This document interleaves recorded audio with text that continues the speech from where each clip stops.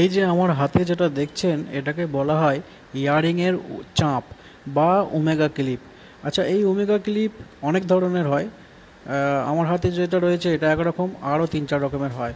এটা কি কাজে লাগে, এটা ইয়ারিংয়ে কোথায় লাগানো হয়, এটা কিভাবে বানানো হয়, আসুন দেখে নিই। এটা বানাবার জন্যে আমাদের ঘরে মোটামুটি 130 যে যন্ত্রীতে থাকে 130-এ টেনে নিলে ভালো হয়, অথবা 18 গেজ বা 19 গেজ মতো মোটা রাখতে হয়। বেশি পাতলা হয়ে গেলে এর স্ট্রেংথটা থাকে না, স্প্রিং করে না, এবং সেটা বেশ ভালো লাগে না। তো এটা বানাবার জন্য যেমন আমরা সমান মাপের তার কেটে নিয়েছি।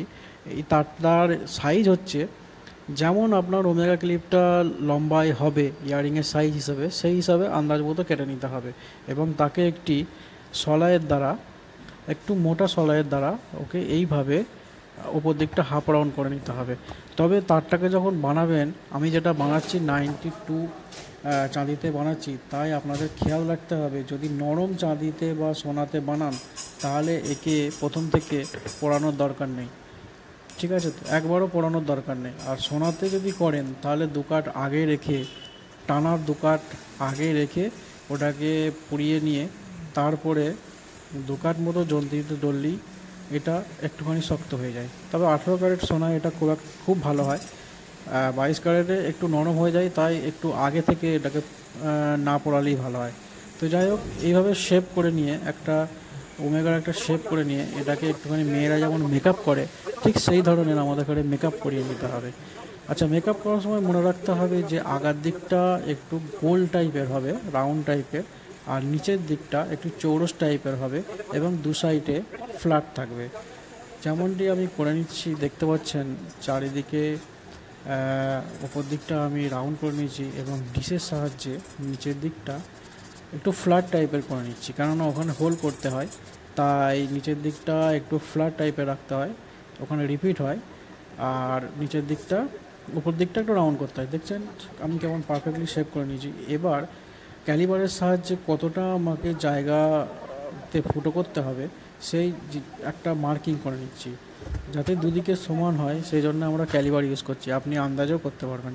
এবার একটা 5 থেকে 6 নম্বরের রাউন্ড বার নিয়ে, বেশি মোটা রাউন্ড বার হলে পুরোটা বড় হয়ে যাবে এবং উপর থেকে ছেড়ে যাবে, তাই 5 বা 6 নম্বর রাউন্ড বার নিয়ে এটাকে আস্তে আস্তে আস্তে আস্তে ঠিক মাঝ বরাবর, যেখানে দাগ মেরেছিলেন ওখানে ঠিক মাঝ বরাবর একটা ছোট হোল পেরে নিতে হবে। দেখছেন আমি কেমনভাবে হোলটা পেরে নিলাম।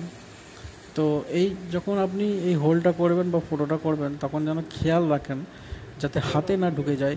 রাউন্ড বার হাতে ঢুকে গেলে খুব যন্ত্রণা হয়, ঠিক আছে? তো দেখছেন কেমনভাবে সাবধানে আস্তে আস্তে আমি দু সাইডে হোল করে নিচ্ছি। আপনি বলবেন কেন প্রথমে এটাকে যে রাউন্ড করার আগে কেন মেরে নিলেন না? রাউন্ড করার আগে আমি এই জন্যই মেনে নিলাম না হোলটা, যাতে আমি একটু ছোট বড় হয়ে গেলে ঘষে দিয়ে হোলটাকে আমি দু দু সাইডে একদম সেম জায়গায় করতে পারি। এরপর আমি ডিশ দিয়ে একটু ঘষে দিলাম যাতে চটটা মরে যায়।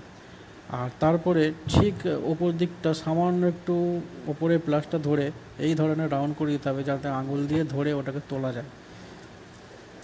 আচ্ছা, এখানে একটা কথা বলবো, যেখানটায় আপনি প্লাস দিয়ে মিকিয়ে নিলেন ওটাকে একটুখানি লোহার ওপর বা ফ্ল্যাট স্টিলের ওপর রেখে যদি একটু পিটে নেন চাঁদিতে করলে, তাহলে ওটা আরও একটু শক্ত হয়ে যায় এবং স্প্রিংটা জবরদস্ত হয়।